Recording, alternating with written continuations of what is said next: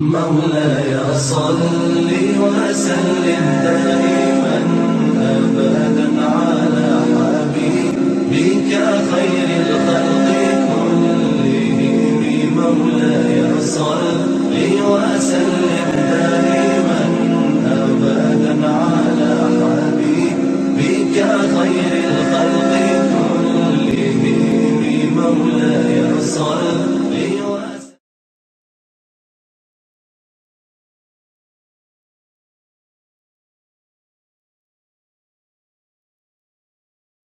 الحمد لله رب العالمين والصلاة والسلام على خاتم النبيين أما بعد فأعوذ بالله من الشيطان الرجيم بسم الله الرحمن الرحيم. Mes chers frères en islam, il y a beaucoup de bienfaits à réciter les prières sur le prophète alayhi salatu wassalam et en particulier le vendredi. Donc répétez après moi. As-salatu wassalamu alayka ya Rasulallah wa ala alika wa ashabika ya Habiballah. الصلاة والسلام عليك يا نبي الله وعلى آلك وأصحابك يا نور الله نويت سنة الاعتكاف. J'ai fait l'intention du nafl i'tikaf, c'est-à-dire de la retraite spirituelle surérogatoire en étant dans la mosquée. Car à chaque fois qu'on rentre dans la mosquée, il faut faire cette intention de faire le i'tikaf. Comme ça, on récolte les récompenses. Dès qu'on rentre dans la mosquée, on commence à récolter les récompenses, Inch'Allah. Mes chers frères en islam, avant de commencer les discours de ce vendredi, écoutons un hadith. Le prophète sallallahu ta'ala alayhi wa sallam a dit « Afdalul amali an-niyyatu sadiqa », c'est-à-dire l'intention sincère est meilleure que son action. L'intention sincère est meilleure que l'action en elle-même, c'est-à-dire que si on fait des bonnes intentions avant de commencer, Inch'Allah, on en récoltera les récompenses. Donc je vais essayer de faire, Inch'Allah, des bonnes intentions et derrière vous dites si vous pouvez, Inch'Allah, si vous avez cette intention-là, Inch'Allah, vous dites Inch'Allah après. J'écouterai le bayan, le discours d'aujourd'hui, du début à la fin pour apprendre la religion, Inch'Allah Azza wa Jal. J'écouterai le bayan, le discours pour me réformer moi-même, Inch'Allah Azza wa Jal. Je m'assierai poliment par respect pour la science religieuse, Inch'Allah Azza wa Jal. J'éviterai la paresse durant le discours, Inch'Allah Azza wa Jal. J'écouterai le discours pour me corriger moi-même, Inch'Allah Azza wa Jal. Et j'essaierai de transmettre ce que j'ai appris aujourd'hui aux autres, Inch'Allah Azza wa Jal.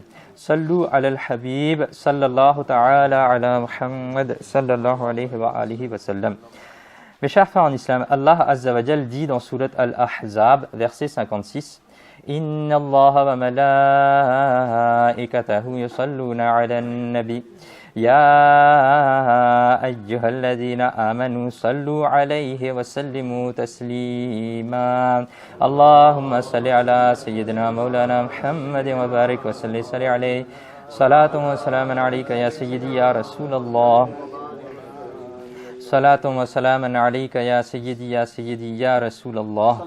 Mes chers frères en islam, Sayyidina Abdul Aziz Dabbar, rahmatullahi ta'ala alayhi, a dit « Les anges qui sont autour du paradis envoient continuellement les prières sur le messager d'Allah, c'est-à-dire que les anges qui sont autour du paradis, ils envoient sans arrêt les prières sur le prophète alayhi salatu wassalam.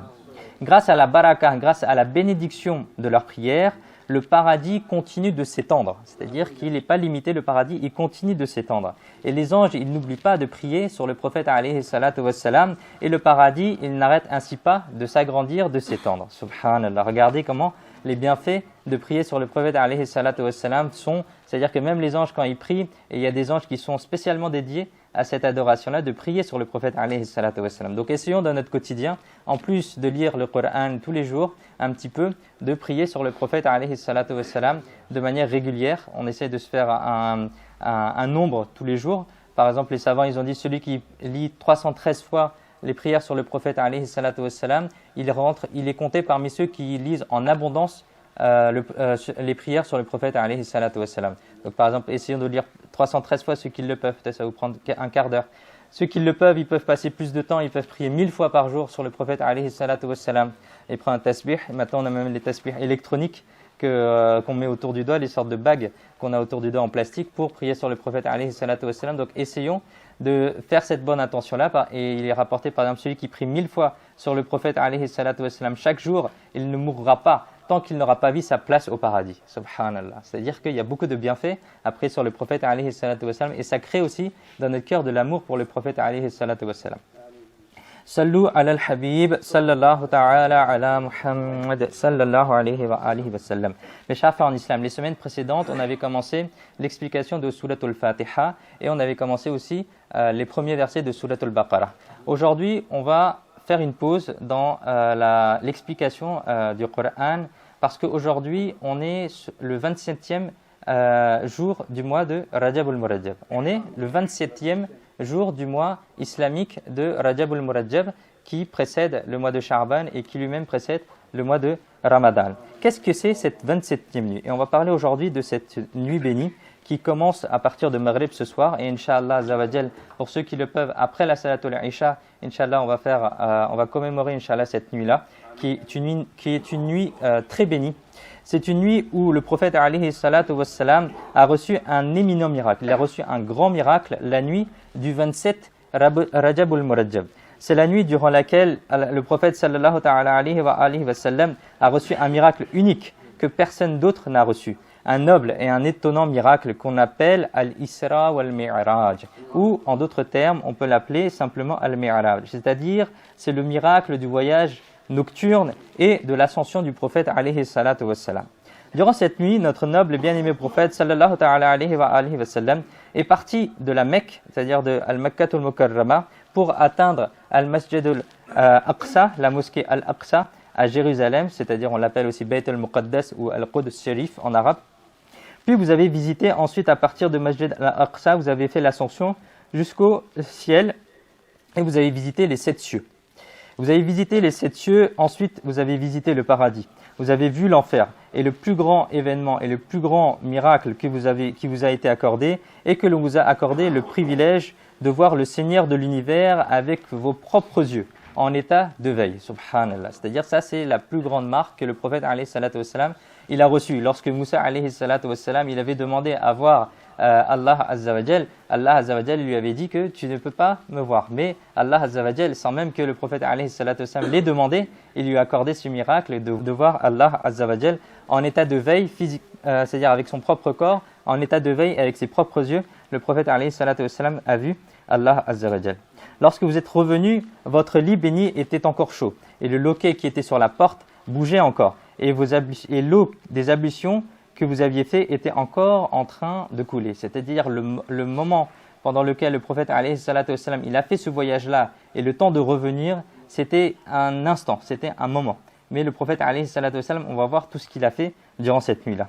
Qu'Allah Azza wa Jal envoie ses bénédictions sur l'imam Ahmad al-Zakhan, rahmatullahi ta'ala alayhi, qui décrit ce voyage sous forme d'un poème où il dit « Et comment est-ce que le miracle du Mi'raj peut-il être compris par les philosophes ?» C'est-à-dire ceux qui essayent de réfléchir avec leur intelligence, ceux qui essayent de réfléchir avec leur intellect. Pourquoi? Parce que l'intellect, il ne peut pas comprendre ça. Parce que sinon, ça ne serait pas un miracle. Le miracle, c'est justement quelque chose qui dépasse l'intellect, que l'on ne peut pas comprendre, qu'on ne peut pas s'imaginer. Mais ça, c'est pourquoi on dit que les philosophes, les gens qui essaient de réfléchir avec leur logique, ils ne comprendront pas cet événement-là. C'est plutôt le miracle béni dont même le arsh et le trône sont surpris. Le ciel est aussi étourdi et dit aux bien-aimés, vous avez dépassé les 7 cieux, vous avez dépassé le arsh et le kursi, et vous êtes allé jusqu'au ciel, et vous avez dépassé tout ça, jusqu'où vous allez aller, subhanallah. Mes chers frères en islam, Allah Azza wa Jal nous rapporte ce voyage-là dans Surat Bani Israël, verset 1. سبحان الذي أسرى بعبده ليلا من المسجد الحرام إلى المسجد الأقصى الذي باركنا حوله لنريه من آياتنا. Traduction de Kanzul Iman, gloire à celui qui a emmené son serviteur de nuit celui qui a emmené son serviteur de nuit de la mosquée sacrée, c'est-à-dire de la Kaaba, jusqu'à la mosquée Al-Aqsa, autour de laquelle nous avons placé la bénédiction, la baraka, afin que nous puissions lui montrer nos signes éminents, afin que nous puissions lui montrer nos grands signes. Subhanallah. Mes chers frères en islam, dans ce verset, une partie du voyage de l'ascension, une partie du voyage du prophète alayhi salatu wassalam a été mentionnée. C'est-à-dire que le voyage de la Mecque jusqu'à la Masjid Al-Aqsa, jusqu'à la mosquée Al-Aqsa, a été décrite dans ce verset. Et comme c'est un verset dans lequel cela a été relaté, celui qui renie ce miracle, il est malheureusement sorti de l'islam, parce que c'est un verset. Celui qui renie un seul verset du Coran et il dit que je ne crois pas dans ce verset, il sort de l'islam. Donc il faut faire attention que ce miracle, il a été clairement dit dans le Coran. Subhanallah. Bien que ce verset soit court, il décrit la grandeur de celui qui a reçu les honneurs durant cette nuit. Notre bien-aimé et prophète sallallahu ta'ala alayhi wa sallam. Mes chers frères en islam, pour comprendre la profondeur de ce verset, pour essayer de comprendre comment est-ce que ce verset il est court, mais il décrit tellement de choses. Écoutons l'histoire suivante.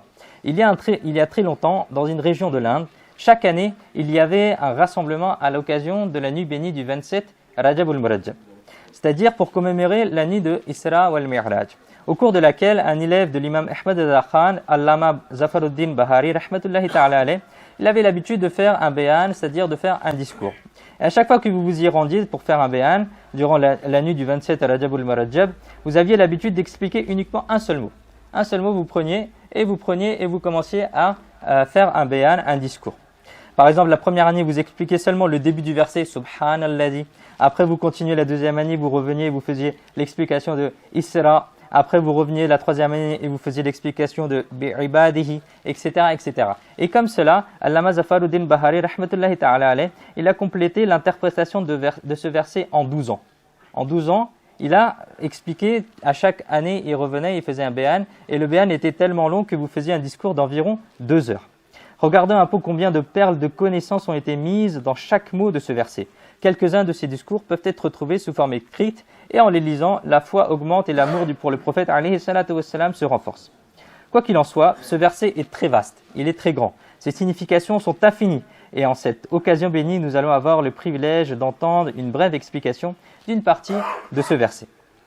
Mes chers frères en islam, Allah Azza wa Jal a expliqué l'une des sagesses du voyage de l'ascension du bien-aimé et noble prophète sallallahu ta'ala alayhi wa sallam en disant « Lenuriyahu min ayatina », c'est-à-dire afin que nous puissions lui montrer nos signes éminents, nos grands signes. C'est-à-dire Allah Azza wa Jal, il a aussi expliqué dans ce verset qui a voyagé, Allah Azza wa Jal, il a expliqué qui l'a fait voyager, Allah Azza wa Jal, il a expliqué de où à où le prophète alayhi salatu wassalam, il a voyagé, et il a aussi expliqué pourquoi est-ce que ce voyage a été fait. C'est-à-dire que dans si peu de mots, Allah Azza wa Jal, il a résumé toute une partie du voyage. C'est-à-dire que Allah Azza wa Jal, il explique pourquoi le prophète alayhi salatu wassalam a voyagé. C'est-à-dire qu'Allah Azza wa Jal a accordé le voyage du Mi'raj, de l'ascension à son bien-aimé prophète sallallahu ta'ala alayhi wa sallam, afin que vous puissiez voir les signes et les merveilles de la puissance d'Allah Azza wa Jal, c'est-à-dire du pouvoir d'Allah Azza wa Jal. Vous avez visité les cieux, vous avez vu le paradis, vous avez vu l'enfer.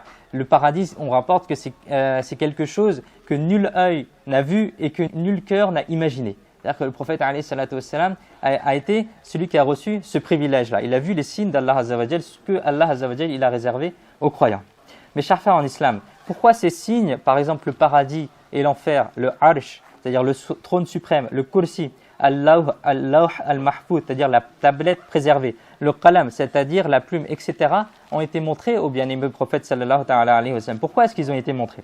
À ce propos, le célèbre commentateur du Coran, Hakim al-Ummah, Mufti Ahmad Yarkhan Naimi rahmatullahi ta'ala alayhi, il a donné une très belle fleur de Médine, un très bel enseignement de Médina qui renforce la foi en disant le arsh, c'est-à-dire le trône suprême, le kursi et tous les mondes ont été donnés au bien-aimé prophète sallallahu ta'ala alayhi wa sallam. C'est-à-dire ils ont été donnés au prophète alayhi salatu wa sallam. C'est la raison pour laquelle il est écrit sur les portes du paradis et sur chaque feuille du paradis et sur chaque brindille du paradis la ilaha illallah Muhammadur Rasulullah. C'est-à-dire que il est écrit sur la porte du paradis, il est écrit sur chaque feuille du paradis, il est écrit sur chaque brindille du paradis la ilaha illallah Muhammadur Rasulullah. Et certains savants ils rapportent aussi une histoire à ce propos où Sayyidina Adam alayhi salam, lorsqu'il est descendu sur terre et il a demandé pardon à Allah Azza wa Jal d'être descendu sur terre, Adam alayhi salam, Sayyidina Adam alayhi salam, il a fait beaucoup de dua, il a beaucoup versé de larmes, etc. en arrivant sur terre.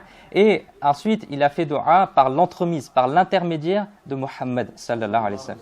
Il a dit, Ya Allah, pardonne-moi par l'entremise, par l'intermédiaire du prophète de Muhammad sallallahu alayhi wa sallam. Allah Azza wa Jal, il lui a demandé, mais pourquoi, comment est-ce que tu connais Muhammad?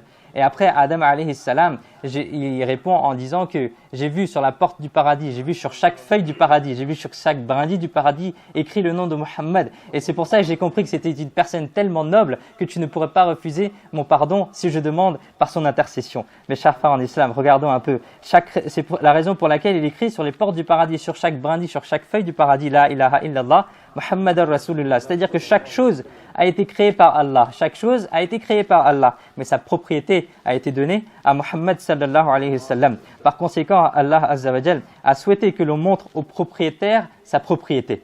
On a voulu montrer au propriétaire sa propriété. Regarde tout ce que j'ai fait pour toi, oh mon bien-aimé. Regarde tout ce que j'ai créé pour toi. C'est pourquoi Allah Azza wa Jal a fait faire l'ascension. Et son bien-aimé prophète sallallahu alayhi wa sallam, il lui a tout montré. Il lui a tout montré. Sallu ala al-habib sallallahu ta'ala ala Muhammad sallallahu alayhi wa sallam. Un autre prophète alayhi salam a reçu aussi l'ascension. Et on parle du Khalilullah. Ô vous les amoureux du messager. Regardons maintenant la différence entre le Khalil et le Habib. Quelle est la différence entre ces deux titres? Sayyidina Ibrahim alayhi salam, c'est le Khalilullah, c'est-à-dire c'est l'ami, le compagnon d'Allah Azza wa Jal. C'est un prophète de très haut rang. On vous a montré le royaume, c'est un prophète de très haut rang. En effet, après notre maître et bien-aimé prophète sallallahu ta'ala alayhi wa sallam, il est celui qui a le rang le plus élevé parmi tous les prophètes et tous les messagers. Et Sayyidina Ibrahim alayhi salam, c'est celui qui a le plus haut rang après notre noble et bien-aimé prophète sallallahu ta'ala alayhi wa sallam. Sayyidina Ibrahim alayhi salam a également reçu le miracle du Mi'raj. Il a également fait l'ascension. On vous a montré le royaume de la terre et du ciel. Vous vous êtes tenu sur un rocher et vous avez reçu l'ordre suivant, ô Ibrahim, regardez en bas. Quand il regarda en bas, il a vu les 7 terres et les signes de la puissance d'Allah Azza wa Jal dans ces 7 terres. Puis vous avez reçu l'ordre, ô Ibrahim, regardez en haut. Puis, lorsque vous avez levé les yeux, vous avez vu les 7 cieux au-dessus de vous. Allah Azza wa Jal dit dans Surat In'am, verset 75, وَكَذَلِكَ نُرِي إِبْرَاهِيمَ مَلَكُوتَ السَّمَاوَاتِ وَالْأَرْضِ. Traduction de Kanzul Iman. Et c'est ainsi que nous avons montré à Ibrahim tout le royaume des cieux et de la terre. Celle-ci était l'ascension de Sayyidina Ibrahim alayhi salam. Le prophète Ibrahim alayhi salam a le titre de Khalil, l'ami, le compagnon d'Allah Azza wa Jal. Et notre noble et bien-aimé prophète sallallahu ta'ala alayhi wa sallam a reçu le titre de Habib. C'est le Habibullah, c'est-à-dire le bien-aimé d'Allah Azza wa Jal. Mais lorsque le royaume des cieux et de la terre a été montré à Sayyidina Ibrahim alayhi salam, il lui a été montré en se tenant debout sur une pierre, bien que cela soit également un très grand statut. Mais lorsque le prophète sallallahu ta'ala alayhi wa sallam, lorsque ce fut le tour du Habib, c'est-à-dire du bien-aimé d'Allah Azza wa Jal, alors le paradis a été décoré. La bonne nouvelle a été répandue sur la terre et dans les cieux. Sayyidina Ibrahim alayhi salam est venu chercher le prophète alayhi salatu wa salam avec un cortège d'anges, c'est-à-dire qu'il y a un certain nombre d'anges qui sont venus avec le maître des anges, Sayyidina Ibrahim alayhi salam, qui a réveillé le prophète alayhi salatu wa salam et qui lui a annoncé la bonne nouvelle de ce Mi'raj. Et Allah Azza wa Jal a appelé son bien-aimé vers les cieux et lui a fait visiter tous les 7 cieux et lui a montré ces éminents signes de sa puissance. Ce sont là les honneurs accordés au Habib sallallahu ta'ala alayhi wa sallam. Voilà l'une des différences qu'il y a entre le Khalilullah et le Habibullah. Nos respectables savants ont écrit une très belle chose. Allah Azza wa Jal a dit Isra bi abdihi, c'est-à-dire a emmené son serviteur. À cet endroit, le mot abd est précédé de bi, c'est-à-dire bi abdihi, il est marqué. La signification de ce bi est musabahat, c'est-à-dire c'est un ami, un compagnon. Et cela signifie que durant ce voyage béni, les faveurs spéciales d'Allah Azza wa Jal, son aide et son soutien et la grâce a été accordée à son prophète sallallahu ta'ala alayhi wa sallam. Allah Azza wa Jal a emmené le bien-aimé prophète sallallahu ta'ala alayhi wa sallam. Puis il lui a fait visiter tous les endroits, c'est-à-dire il est parti de Masjid al-Haram depuis la Mecque jusqu'à tous les endroits, il a visité. Il a vu les merveilles et les signes du pouvoir d'Allah Azza wa Jal, c'est-à-dire de la qudrah d'Allah Azza wa Jal. Il lui a accordé la position du monde et il a ainsi discuté des secrets avec le bien-aimé prophète sallallahu ta'ala alayhi wa sallam. C'est-à-dire que lorsque le prophète sallallahu alayhi wa sallam a visité les 7 cieux, ensuite il a visité, il est arrivé au Sidratul Muntaha, c'est-à-dire qu'on traduit par le lotus de la limite, où Sayyidina Jibril alayhi salam, il s'est excusé, il a dit je ne peux pas aller plus loin. Après le prophète alayhi salam, il est allé à la rencontre d'Allah Azza wa Jal. Le prophète sallallahu ta'ala alayhi wa sallam a reçu comme cadeau la paix, la miséricorde et les bénédictions, les barakas. Et après avoir reçu ces cadeaux, il a reçu en cadeau les 5 prières pour la communauté. Il a rejoint ensuite la Mecque en toute sécurité. Subhanallah. Voici la différence entre le Habib et le Khalil. Sayyidina Ibrahim alayhi salam s'est vu montrer le royaume des cieux et de la terre. Mais comment? Il l'a vu debout sur un rocher. Il l'a vu debout sur le sol. Et il est certain que ceci aussi est un très grand statut. Mais en appelant le bien-aimé prophète sallallahu ta'ala alayhi wa sallam vers les cieux, tout lui a été montré. Et ceci est un honneur complètement différent. Ceci est un honneur complètement unique.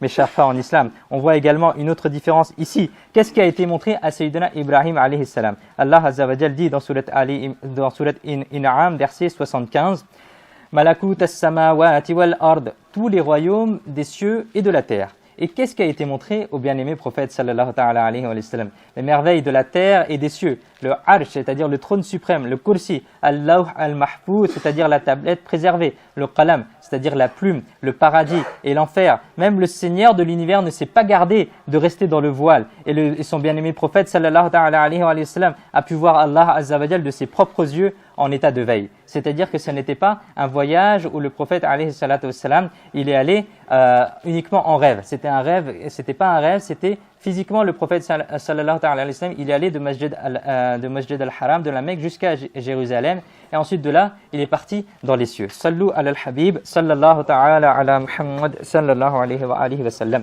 Mes chers frères en islam, Allah Azza wa Jal dit dans le Saint-Coran, Linuriyahu min ayatina. Nous lui avons montré nos grands signes, afin que nous lui montrons nos grands signes, nos signes éminents. C'est-à-dire qu'on a fait faire le Mi'raj, c'est-à-dire qu'on lui a fait faire l'ascension au bien-aimé prophète sallallahu ta'ala alayhi wa sallam, afin de lui montrer les signes d'Allah Azza wa Jal. Et si l'on regarde cela selon une autre perspective, réfléchissez un peu. Le prophète alayhi salatu wa sallam et Allah Azza wa Jal Allah Azza wa Jal est très miséricordieux envers nous, envers la communauté de Muhammad sallallahu alayhi wa sallam. Il est très miséricordieux. Et le prophète sallallahu alayhi wa sallam, il a beaucoup prié pour nous. Il a beaucoup fait dua. Rabbi habli ummati. Oh Allah, pardonne à ma communauté. Oh Allah, pardonne à ma communauté. Et certains savants rapportent même que lorsque le prophète sallallahu alayhi wa sallam, il est né, le prophète sallallahu alayhi wa sallam, on pouvait entendre dès sa naissance sur sa bouche, Rabbi habli ummati. Oh Allah, pardonne à ma communauté. Et durant toutes ses nuits, durant toute sa vie, il a fait dua pour sa communauté. Et écoutons un peu qu'est-ce qu'on peut comprendre de cela. Selon une autre perspective, on voit que ce miracle est aussi un bienfait pour nous, pour la Ummah du prophète alayhi salatu wassalam. Pourquoi? En effet, l'imam Fakhruddin Razi, rahmatullahi ta'ala alayhi, il a écrit un point qui renforce énormément la foi. Voici en résumé ce que l'imam Fakhruddin Razi, rahmatullahi ta'ala alayhi, a dit. Lorsqu'une chose est soudainement montrée à quelqu'un, lorsqu'on présente quelque chose à quelqu'un qui est étonnant, c'est-à-dire, je sais pas, moi, on prend un exemple, on dit, avant il n'y avait pas de voiture électrique, on dit, c'est une voiture électrique, ça marche comme ça, ok.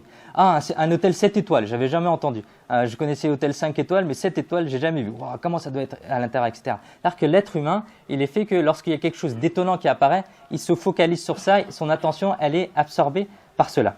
L'imam Fakhruddin Razi, rahmatullahi ta'ala alayhi, il dit cela, c'est-à-dire que lorsqu'une chose est soudainement présentée à quelqu'un, même si la personne a déjà la connaissance de cette chose, même si la personne connaît ce qui est présenté, la personne se focalise sur cette chose-là pendant un moment. C'est-à-dire, elle reste focalisée, elle dit « Waouh, c'est beau, waouh, subhanallah », etc. Mais le messager de la miséricorde, l'intercesseur de la Ummah, a la connaissance du paradis et de ses bénédictions. C'est-à-dire, le prophète sallallahu alayhi wa sallam, il connaissait déjà toutes ces choses-là. Il connaissait les merveilles du paradis, il connaissait les horreurs de l'enfer, etc.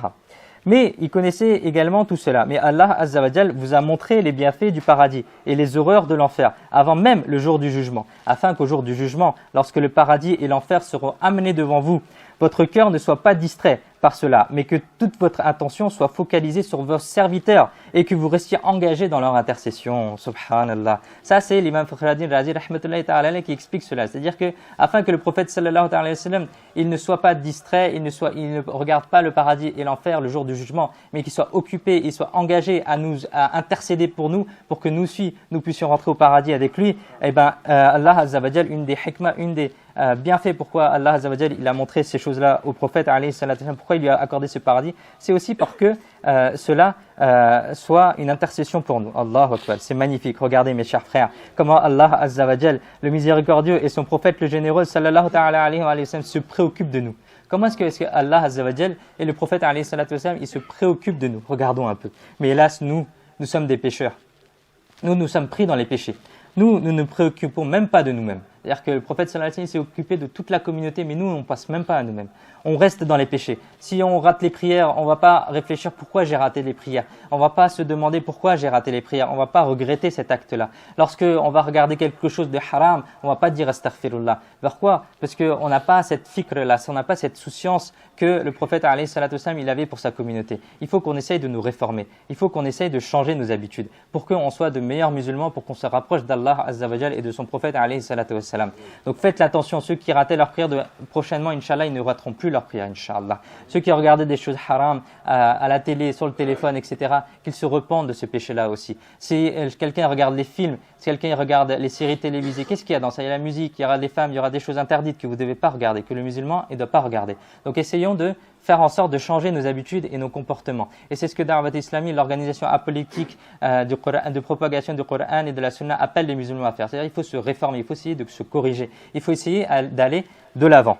Que nous voulions ou pas, nous nous laissons prendre entre les griffes de notre âme, Ammara, et entre les griffes de Shaitan. Nous restons pris dans les péchés. Mais change cela, mes chers frères en islam.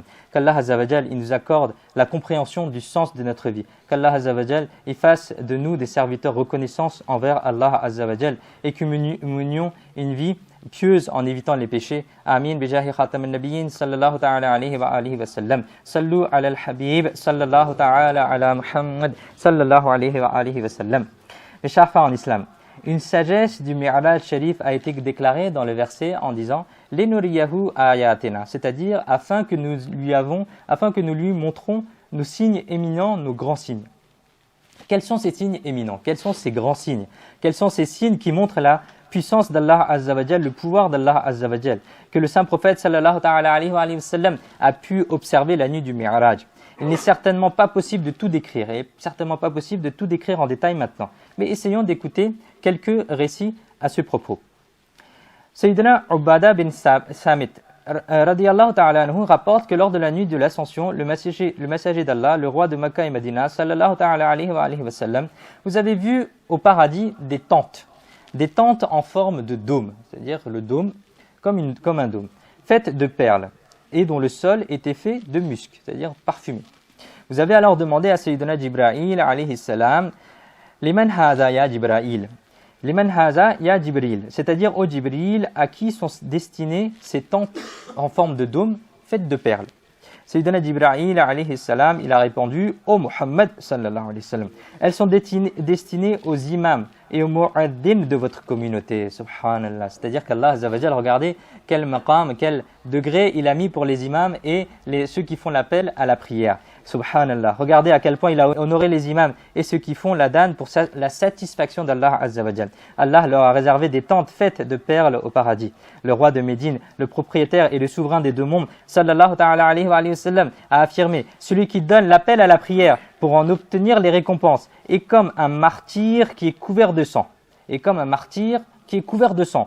il mourra, aucun insecte n'attaquera son corps dans la tombe. Subhanallah. Écoutons encore, le sultan de Médine, sallallahu ta'ala alayhi wa sallam, a affirmé, quiconque donne l'appel à la prière, parfois et avec l'intention d'en obtenir les récompenses, ses péchés antérieurs seront pardonnés. Subhanallah. Qu'Allah Azza wa Jal, il nous accorde également la capacité de donner l'appel à la prière, de dire l'iqamah et d'accomplir les 5 prières en groupe à la mosquée avec le premier takbir, avec l'intention d'en obtenir sincèrement les récompenses. Amin bijahi khatam al-nabiyyin sallallahu ta'ala alayhi wa sallam. La première récompense qu'on a citée, c'est pour les imams et les mu'addin que le prophète alayhi salatu wassalam, il a vu au paradis. Deuxième chose, regardons un peu la gloire et le statut du premier calife de l'islam. Écoutez, lors de la nuit bénie du Mi'raj, lorsque le maître bien-aimé, le Mustafa de Makkah et Medina, sallallahu ta'ala alayhi wa sallam, il est arrivé au paradis, vous y avez vu un palais décoré de rideaux en soie.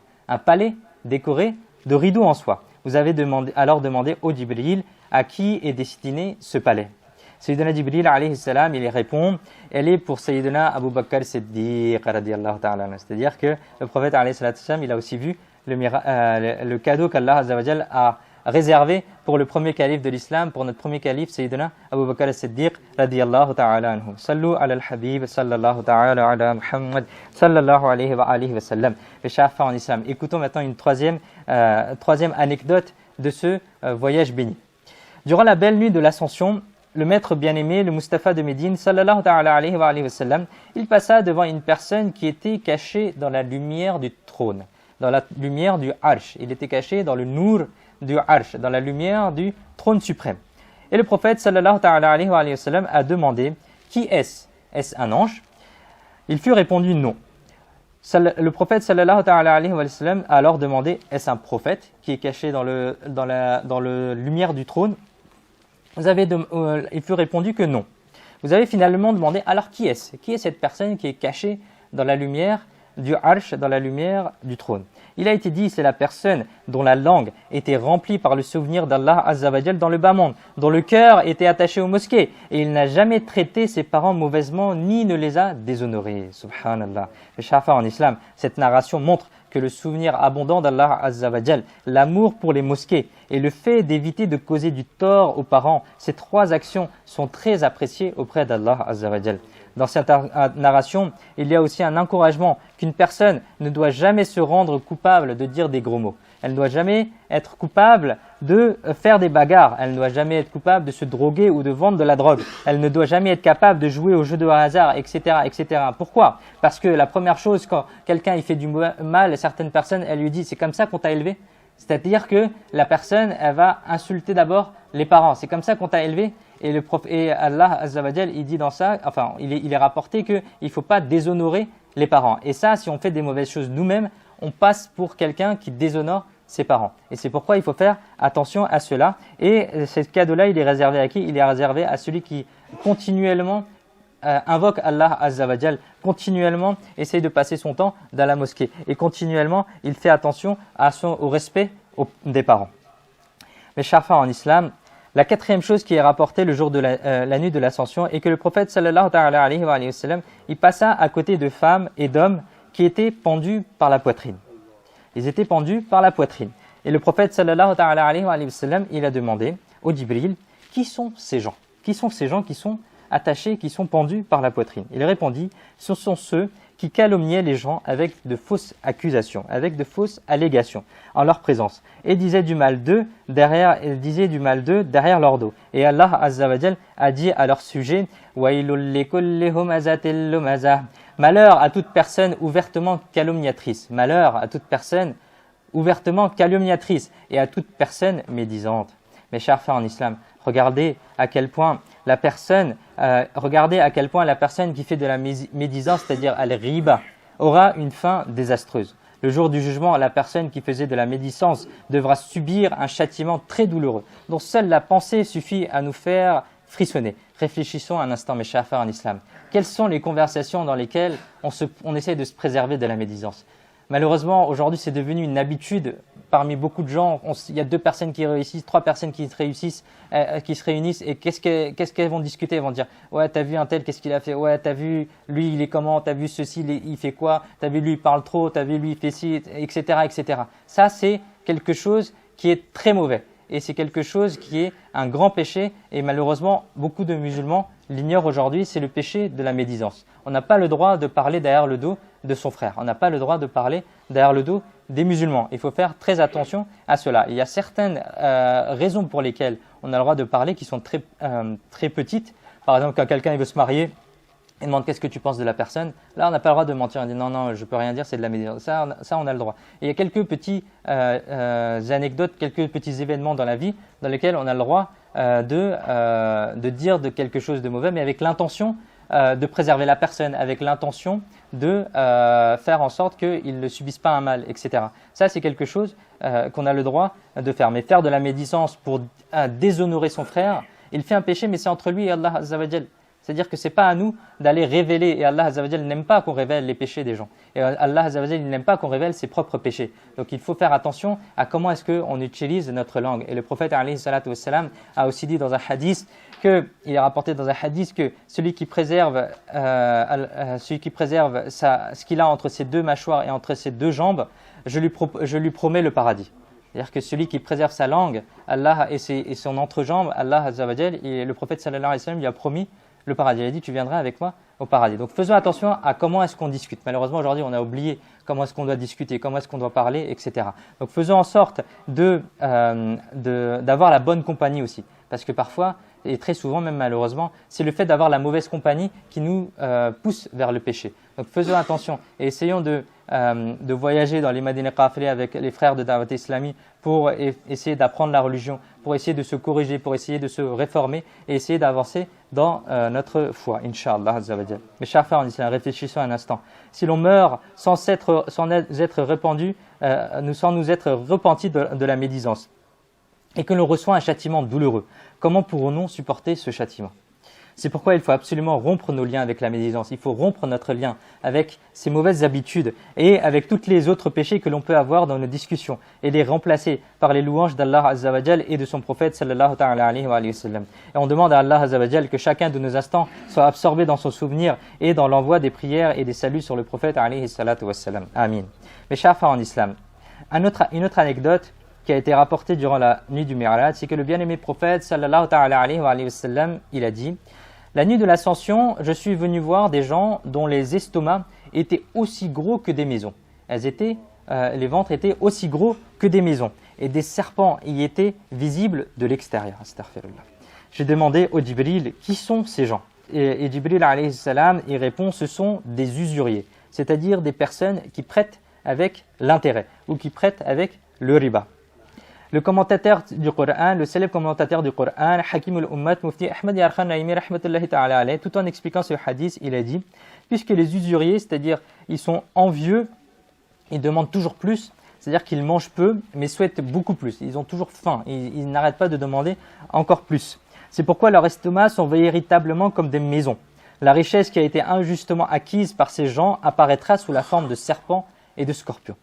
Aujourd'hui, si un tout petit insecte, mes chers frères en islam, aujourd'hui, si un tout petit insecte il naît dans notre estomac, alors notre santé est complètement mise à mal et on devient totalement impatient. Alors imaginons si l'estomac de quelqu'un est rempli de serpents et de scorpions. Comment est-ce qu'il exprimera sa douleur et son agitation? Qu'Allah Azza wa Jal, il nous préserve. Amin. Sallu ala al-habib, sallallahu ta'ala ala Muhammad, sallallahu alayhi wa alihi wa sallam. Mes chers frères en islam, lors de la nuit de l'ascension, le maître de Médine, celui qui apaise les cœurs, celui qui est notre noble et bien-aimé prophète, sallallahu ta'ala alayhi wa sallam.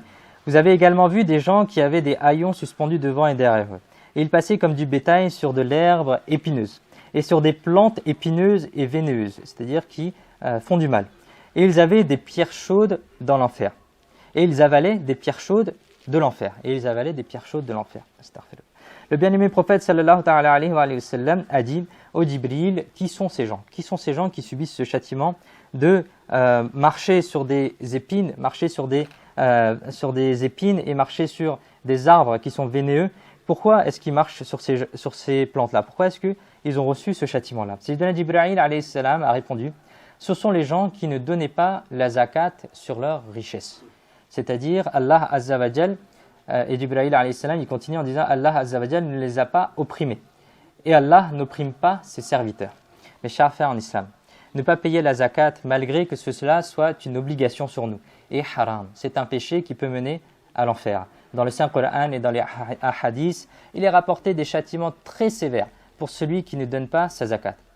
En effet, il est rapporté par Sayyidina Abu Huraira radiyallahu ta'ala anhu que le dernier prophète d'Allah Azza wa Jalla wa sallallahu ta'ala alayhi wa sallam a dit, celui à qui Allah Azza wa Jal a donné de la richesse, celui à qui Allah Azza wa Jal, il lui a donné de la richesse. Mais s'il ne s'acquitte pas de la zakat, alors le jour du jugement, sa richesse sera présentée sous la forme d'un serpent chauve avec des yeux sur lesquels il y aura 2 points noirs. Et ce serpent se mettra autour du cou de la personne châtiée et il le saisira avec ses mâchoires et il dira « Je suis ta richesse, je suis ton trésor ». Réfléchissons un peu, mes chers frères en islam. Qui sera capable de supporter ce châtiment? Qui sera capable de supporter ce terrible châtiment le jour du jugement? Par Allah, personne n'aura la force d'endurer ce châtiment terrible. Et puis, on ne s'arrête pas à cela, car dans les hadiths, bien d'autres châtiments sont mentionnés en plus de celui-ci. Allah Hazrat, l'imam Ahmad Raza Khan, rahmatullahi ta'ala alayh, a résumé les châtiments de ceux qui ne donnent pas la zakat en disant: le résumé est que ceux qui ne payent pas la zakat sur l'or et l'argent seront brûlés dans le feu de l'enfer le jour du jugement. Et leur front et leurs côtes et leur ventre en seront marqués. Une pierre brûlante de l'enfer sera placée sur leur tête et sur leur poitrine. Et la pierre sera tellement brûlante qu'elle brisera la poitrine et elle ressortira par le dos. Et la pierre sera placée sur l'os de l'épaule. Elle sera tellement brûlante qu'elle brisera les os et elle traversera leur corps pour ressortir par la poitrine. La pierre brisera le dos et ressortira de l'autre côté du corps. Les chers frères en islam, le jour du jugement, le bien sur lequel la zakat n'a pas été donnée se transforma en un vieux et méchant serpent qui lui courra après. Le serpent lui courra après. La personne essaiera de l'arrêter avec sa main, mais le serpent lui arrachera la main.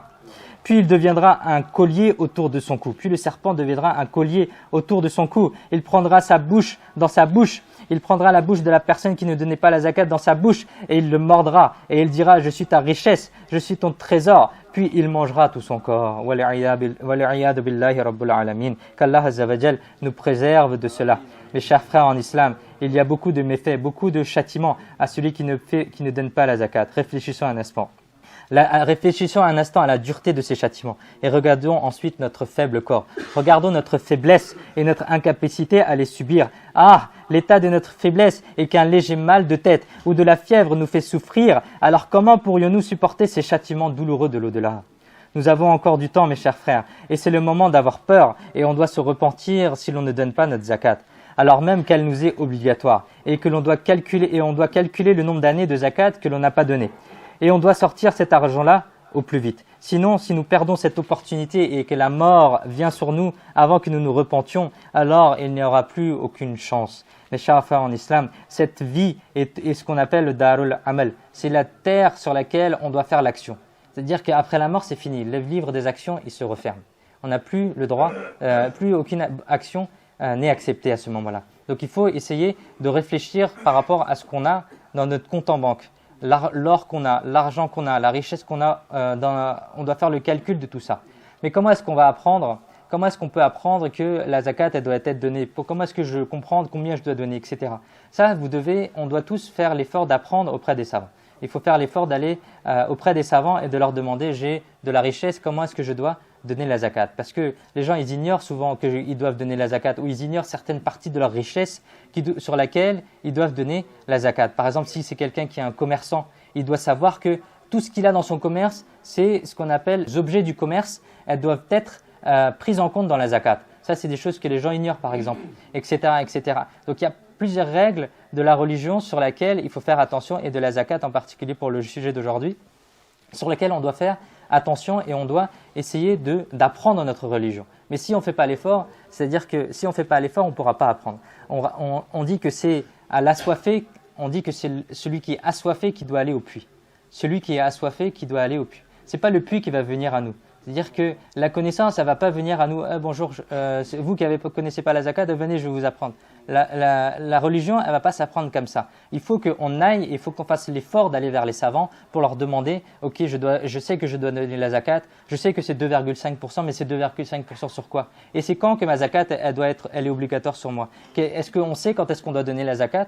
Est-ce que c'est au mois de Ramadan uniquement? Non, ce n'est pas uniquement au mois de Ramadan. La zakat, sur chacun d'entre nous, elle a une date différente. C'est-à-dire que lorsqu'on atteint le nisab, lorsqu'on atteint le minimum de la zakat, c'est cette date-là anniversaire sur laquelle on doit donner la zakat. Et ça, si on ne fait pas toutes c'est pas simplement en écoutant un discours ou un bayan qu'on va retenir toutes ces choses-là. Il faut faire l'effort d'aller auprès des savants pour leur poser la question et essayer d'apprendre notre belle religion, essayer d'avancer dans cela.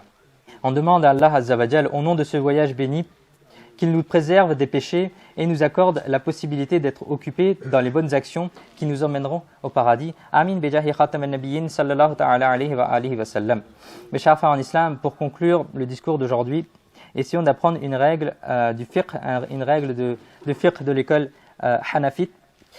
Qu'est-ce qui est correct? Essayons d'apprendre qu'est-ce qui est correct. C'est-à-dire que certaines personnes, elles pensent que lorsqu'on change les vêtements, elles pensent que les ablutions, elles deviennent invalides. Ceci est une fausse croyance, ceci est une croyance parmi certaines personnes qui est répandue, et cela est faux. Alors, ça ne fait pas partie des choses qui rompent les ablutions de se changer. Certaines personnes croient à tort qu'après avoir changé leurs vêtements, il est nécessaire de refaire ces ablutions. Se déshabiller après les ablutions ne rompt pas les ablutions, ça ne casse pas le wadou. Pas plus que le fait de découvrir le sitr, c'est-à-dire de découvrir les parties du corps qui sont obligatoires de couvrir, cela ne rompt pas les ablutions. Cependant, découvrir les parties du corps qui sont obligatoires de couvrir, découvrir les parties du corps qui sont obligatoires de couvrir sans aucune raison valable est un péché. Pour l'homme, on parle du nombril jusqu'au bas du genou, c'est-à-dire à partir du nombril, et le nombril inclus, si on fait comme si on mettait une ceinture autour de nous, toute cette partie-là du bas du corps jusqu'au genou inclus, ça fait partie des parties que l'on ne doit pas découvrir devant les gens. Et il est obligatoire de couvrir toute cette partie du corps.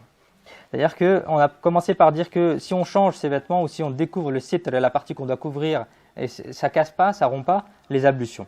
Et maintenant, on essaie d'apprendre qu'est-ce que c'est que le sitr, qu'est-ce que c'est les parties qu'on doit couvrir en islam. Les parties qu'on doit couvrir en islam, c'est du nombril jusqu'au genou inclus.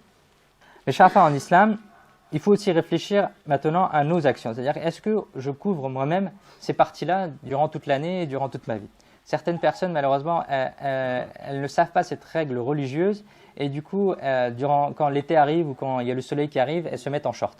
Mais est-ce que le short, ça couvre le genou? Non, ça ne couvre pas le genou, à part si on prend quelque chose de plus long. Mais le short ne couvre pas ces parties-là. Donc, il faut faire attention aussi à la manière dont on doit s'habiller en islam. L'islam, elle inculque la pudeur aux hommes, aux femmes, mais aussi aux hommes. La pudeur, elle est pour tout le monde. Et il faut faire attention à ça. Couvrir ses parties intimes, ça fait partie d'une obligation. Et celui qui fait pas cela, il a commis un péché. Et celui qui regarde envers cette personne qui est dénudée, elle commet aussi un péché. Mes chers frères en islam, ça c'est, alhamdulillah azawajal, le bayan d'aujourd'hui. On a essayé d'apprendre qu'est-ce que c'est que le voyage de Al-Isra ou Al-Mi'raj, c'est-à-dire l'ascension du prophète alayhi salatu wassalam. Et ce soir, Inch'Allah azawajal, avec l'imam de la mosquée et le bureau de la mosquée, Inch'Allah, il y aura une conférence et il y aura aussi 12 rak'at, 12 unités de prière qui seront lues ce soir après Salatul Isha. Donc pour ceux qui habitent à côté ou pour ceux qui peuvent venir, vous êtes les bienvenus, Inch'Allah. La prière de Isha, elle est vers 19h40, il me semble. Et juste après, Inch'Allah, on débutera cette partie-là. Il y aura un discours de l'imam en langue mauricienne, Inch'Allah, et une partie en français, Inch'Allah. Qu'Allah Azza wa Jal nous permette de retenir tout ce que nous avons entendu, de le propager aux autres. Amin. Bijahi khatam al-nabiyyin sallallahu ta'ala alayhi wa alihi wa sallam. Sallu ala al-habib sallallahu ta'ala ala Muhammad sallallahu alayhi wa alihi wa sallam.